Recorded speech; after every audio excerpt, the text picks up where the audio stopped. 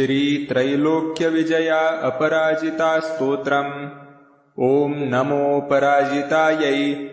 ॐ अस्या वैष्णव्याः पराया अजिताया महाविद्यायाः वामदेव बृहस्पति मार्कण्डेया ऋषयः गायत्रुष्णि गनुष्टु बृहति छन्दांसि लक्ष्मी नृसिंहो देवता।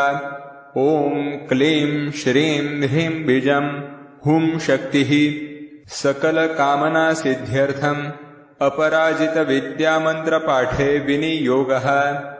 ॐ नीलोत्पलदलश्यामां भुजङ्गाभरणान्वितां शुद्धस्फटिकसङ्काशां चन्द्रकोटिनिभाननां शङ्खचक्रधरां देवीं वैष्णवीमपराजितां बालेन्दुशेखरां देवीं वरदाभयदायिनीं नमस्कृत्य पपाठैनां मार्कण्डेयो महात